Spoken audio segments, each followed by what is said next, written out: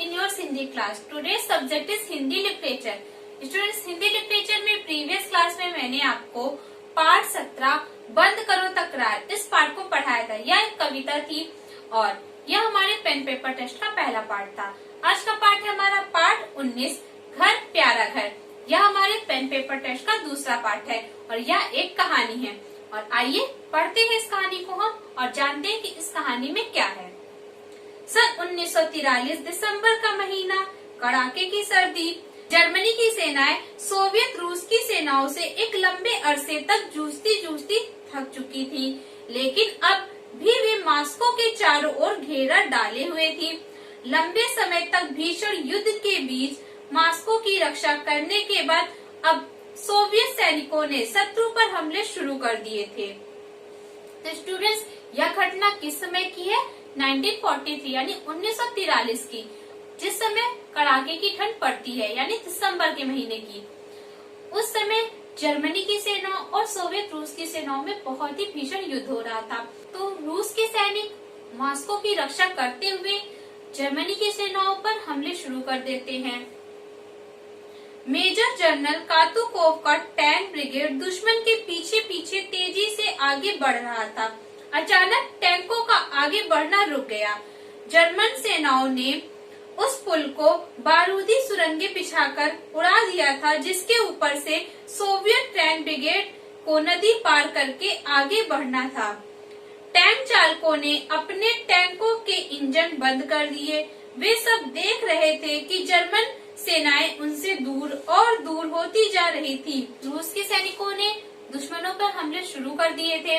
तो student, Soviet रूस के टैंक ब्रिगेड दुश्मनों का पीछा कर रहे थे, लेकिन अचानक ही वह रुक जाते हैं। क्यों? क्योंकि दुश्मन की सेनाओं ने बारूदे बिछाकर उस पुल को उड़ा दिया था, जिससे उन्हें नदी पार करके जाना था। सभी ने अपने इंजन को बंद कर दिया और वह देख रहे थे कि जर्मनी की सेनाएं उनसे दूर और बहुत दूर होती जा रही हैं। अगर वह गोलीबारी करते भी हैं तो इससे कोई फायदा ही नहीं होता, क्योंकि वह उनसे बहुत ही दूर पर थे। किसी टैंक चालक ने भागती सेनाओं पर गोले दाग दिए, लेकिन यह गोलों की बर्बादी ही थी। जर्मन सेनाएं टैंकों की मार से दूर हो चुकी थी। एक टैंक चालक ने जनरल कातुकोव को सुझाव दिया कि टैंकों से नदी पार कर ली जाए। जनरल ने नदी के किनारों को देखा। कोई भी टैंक उन खड़े किनारों पर नहीं चढ़ सकता था। वह गहरी सोच में डूब गए। तो स्टूडेंट्स, अगर वह उन टैंकों से हमले करते भी तो वह बर्बाद जाते उनके गोले, क्योंकि जर्मन सेना बहुत ही दूर थी। तभी उनके एक सिपाही ने उन्हें सुझाव दिया, क्यों ना हम इन टैंकों के द्वारा नदी को पार कर ले। लेकिन नदी के किनारे बहुत ही खड़े थे, उनसे टैंक पार नहीं हो सकते थे। और मेजर जनरल बहुत ही गहरी सोच में पड़ गए कि अब वह क्या करें। अचानक एक औरत अपने 10-11 साल के बच्चे के साथ आई और बोली, कामरेड कमांडर, हमारे घर के पास आप नदी पार कर सकते हैं। वहाँ नदी का पाट कम है और किनारे खड़े भी नहीं हैं। उस औरत के पीछे टैंक चल पड़े। वह उन्हें अपने घर तक ले गई, पर जनरल कातुकोव और टैंक चालकों को लगा कि पुल के बिना वे नदी पार नहीं कर पाएंगे। टैंक चालक कहने लगे, पुल जरूरी है और उसके लिए लकड़ी के लट्ठे चाहिए। तो स्टूडेंट्स, तभी उनके पास एक रूसी महिला आती है और वह अपने 10-11 साल के बच्चे के साथ आती है और मेजर जनरल से कहती है कि हमारे घर के पास नदी का पाट कम है और उसके किनारे खड़े भी नहीं है, तो वहाँ से आप उसे पार कर सकते हैं। तो वह उनके पीछे चले जाते हैं, लेकिन वहाँ पहुंचकर उन्हें लगता है कि बिना पुल के हम नदी नहीं पार कर सकते और नदी को पार करने के लिए पुल बनाना होगा और उसके लिए लकड़ी के लट्ठे चाहिए। बोली, मेरे पास लकड़ी के लट्ठे हैं। टैंक चालकों ने इधर उधर देखा, पर लट्ठे कहीं नजर नहीं आए। तब उस औरत ने अपने घर की तरफ इशारा करके कहा, वे रहे लट्ठे, पर यह तो तुम्हारा घर है। टैंक चालकों ने कहा। उस औरत ने एक बार अपने घर को देखा और फिर टैंक चालकों की तरफ। वह कहने लगी, घर क्या होता है? लकड़ी के लट्ठे और पटरे ही तो घर होते हैं। ऐसे मौके पर घर की बात सोचता कौन है? क्यों पेत्या? वह अपने बच्चे से बोली। तो स्टूडेंट्स, जब उन्होंने कहा कि बनाने के लिए लकड़ी के लट्ठे चाहिए। तब वह औरत कहती है कि लकड़ी के लट्ठे यही तो हैं। तब सिपाही इधर उधर देखने लगते हैं पर उन्हें कहीं भी लकड़ी के लट्ठे नहीं दिखाई पड़ते। तब वह कहते हैं कि कहाँ हैं। तब वह अपने घर की तरफ इशारा करती है। तब सैनिक कहते हैं यह तो आपका घर है। तो वह कहती है ऐसे समय पर घर के बारे में कौन सोचता है, घर क्या है, लकड़ी के लट्ठे हैं, पटरे ही तो है। और वह अपने बच्चे से कहती है मैंने सही कहा ना बेटा।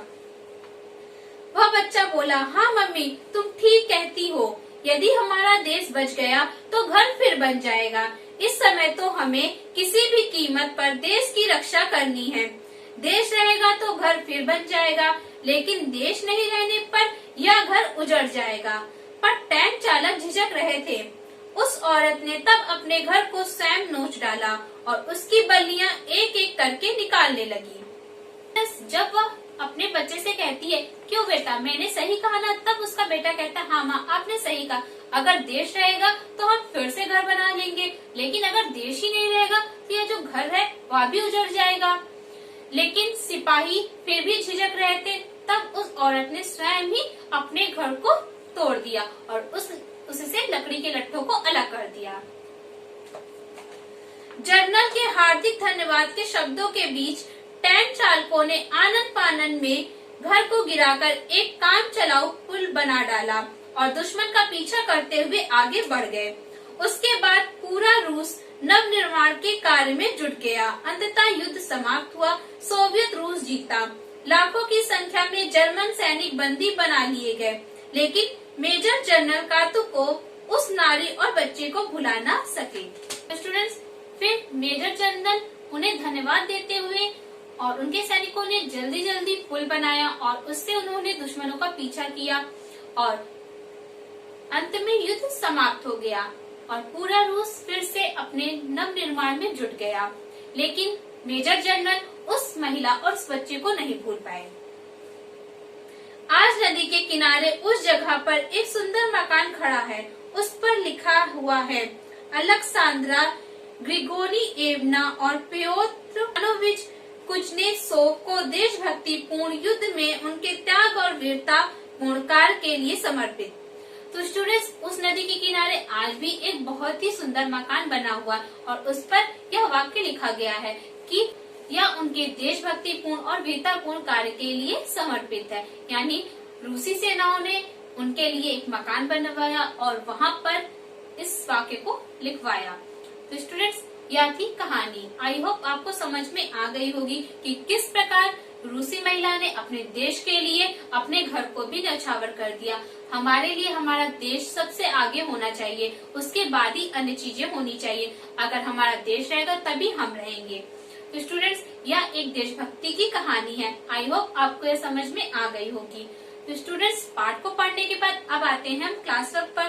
तो आपको अपनी क्लास वर्क की कॉपी में सबसे पहले डेट मेंशन करना है, देन इसके बाद पाठ का नाम और पाठ का नंबर राइट करना है और उसके बाद आपको सारांश राइट करना है।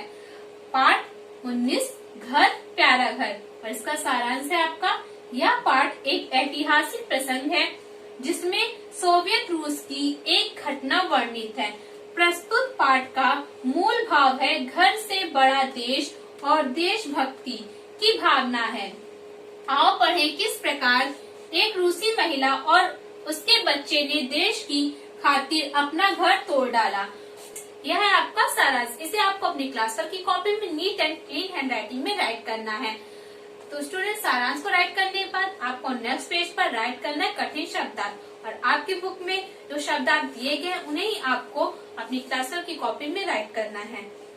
तो स्टूडेंट्स, आपका पहला शब्दार्थ है भीषण। भीषण का अर्थ होता है भयंकर या फिर भयानक। कामरेड, कामरेड का अर्थ होता है सहयोगी। कमांडर, कमांडर का अर्थ होता है सेना में एक ऊंचा पद। अंततः, अंततः का अर्थ होता है अंत में या फिर आखिरकार। नव निर्माण, इसका अर्थ होता है नया निर्माण। बारूदी सुरंग, इसका अर्थ होता है जमीन के नीचे खोदी गई सुरंग जिसमें बारूद बिछा हो। नेक्स्ट है आनन फानन, इसका अर्थ होता है तुरंत या देखते ही देखते। तो ये थे हमारे शब्दार्थ। इन्हें आपको अपनी क्लास वर्क की कॉपी में neat and clean hand writing में राइट करना है। तो स्टूडेंट्स, क्लास वर्क में आपको इस पार्ट का सारांश एंड इस पार्ट के शब्दार्थ राइट करने हैं। सबके बाद अब आते हैं हम होमवर्क पर। होमवर्क में आपको इस पार्ट के सभी शब्दार्थ याद करके उसे अपनी होमवर्क कॉपी में राइट करना है और साथ ही साथ किन्हीं 5 शब्दों का वाक्य प्रयोग करना है और यह आप अपनी होमवर्क कॉपी में करेंगे। It's your homework. शब्दार्थ और वाक्य प्रयोग, यह आपका आज का होमवर्क है।